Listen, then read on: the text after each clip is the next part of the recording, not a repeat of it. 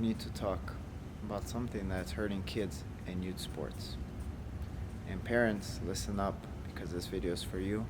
Look, I'm not here to attack anyone, but I see it all the time as a club director, as a coach, as a parent now, the last 4 years, being a brother that's gone through the system of youth sports, youth soccer in the U.S. Look, I get it. We want the best for our kids, but at the end of the day, what's best for them is actually not what you think.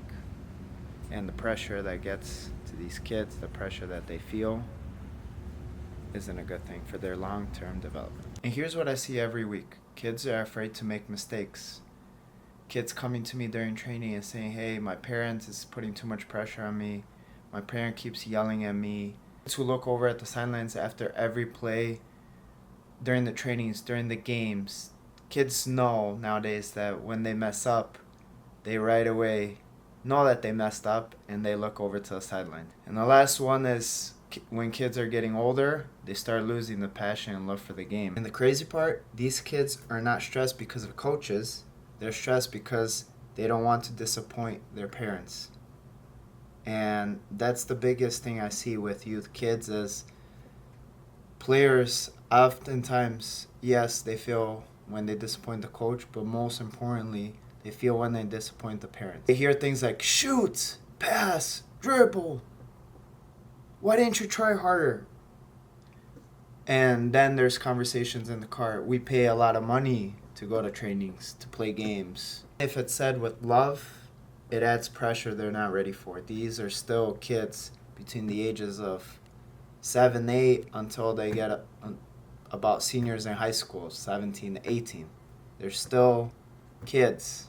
And you see, it's very interesting because if you watch professional players that have kids in soccer, they're always watching on the sidelines, relax, not coaching, not getting involved, staying out of the training environment, game environment. Kids need the freedom. They need the patience. But most of all, they need to feel supported, not evaluated. If you want to help your child at the end of the day, tell them you love watching them play. The coach. Let your kid fail. That's the most important thing. The only way for them to get better is going through the process, them failing, facing disappointment. They already have it. They already face the criticism, disappointment, and the tough times on the field.